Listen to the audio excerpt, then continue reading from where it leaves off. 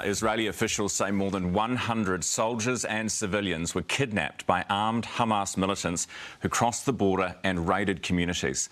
Footage is emerging from Telegram of Hamas fighters storming the Erez crossing checkpoint, which is the main border crossing between the Gaza Strip and Israel. And you can see here at least 7 fighters making their way through that checkpoint.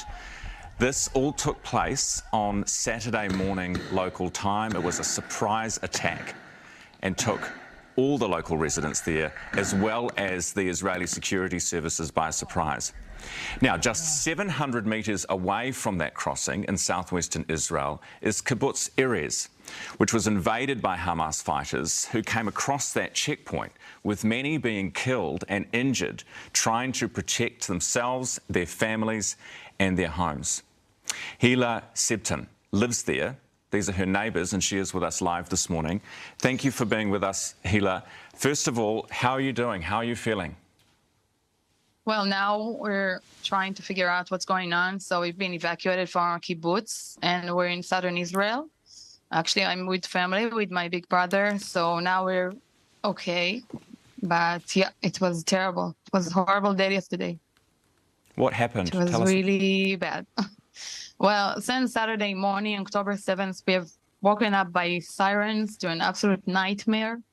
Hamas has planned a vicious, monstrous attack on innocent civilians in kibbutzes and cities next to the Gaza Strip border.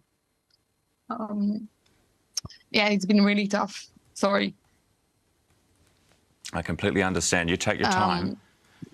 Yeah. Take your time, but if you can give us an idea of what happened, you know, when it all went down in the morning, what happened?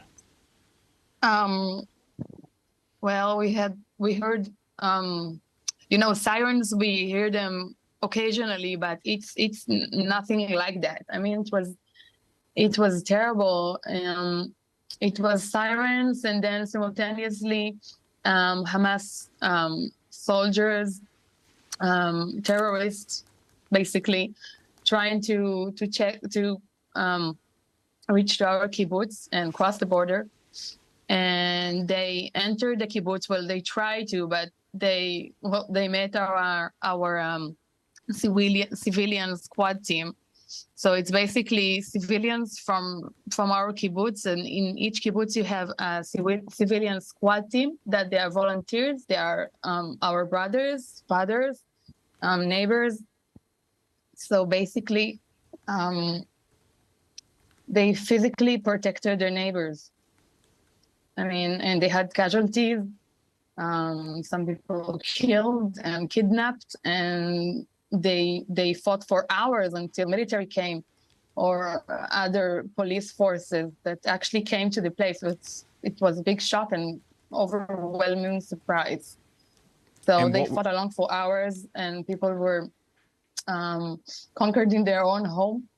Hamas has entered some houses. They broke into houses in kibbutzes next to me, and it was a terrible fight. I mean, between soldiers, terrorists, and honest people, civilians that had to fight alone with their hands, with their weapons, whatever they got.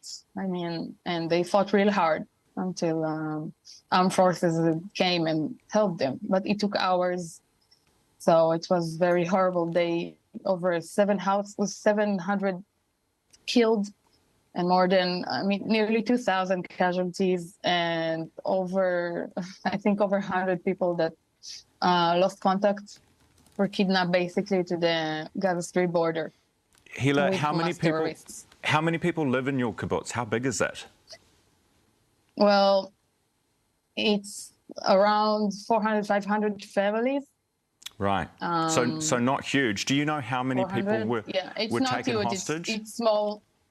Sorry? Do you know how many people were affected from your particular kibbutz in Erez? Evacuated, you mean? Were taken hostage or killed? Not from our kibbutz, thank God. We had one guy that was killed. He was actually a volunteer, so he was killed. We have 2 injured two men that were injured, and they were taken to the hospital, but not from our kibbutz, but in kibbutzes next to us. So they taken.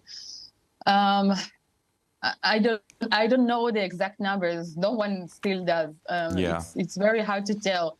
We lost contact with them. We don't know if if maybe they died, or I don't know, just kidnapped. Do you know what happens from here, Hila? What happens with? Obviously, you're not at your kibbutz anymore. It's very close to the border with Gaza. When do you envisage that you might be able to go back, or is this just how it is now? You're at war, and you're just going to have to play this by ear. Well, we're just living day by day, so it's basically now that's the situation, and we're trying to, to overcome whatever it's coming our way. I really hope for in a few days we can go back. I mean, it won't be a routine, but maybe at least go back, grab a few clothes, I don't know, see the house, that it's okay. It's very difficult for the kids. Their routine was interrupted. So they were supposed to go back to school today, and there was no school for, I don't know, for how long. Yeah. I can only imagine. It's really difficult. We have lots of friends that died, that were taken hostage. So it's a crazy situation. We can only imagine being on the other side of the world what it must be like for you there, Hila. But thank you for sharing your experience with us, and we wish you and your family the best of luck and the best of the future, and hope that this can all be de-escalated very quickly. That's Israeli civilian Hila Sebton with us, who lived in the kibbutz Ezra but is now staying with a brother elsewhere.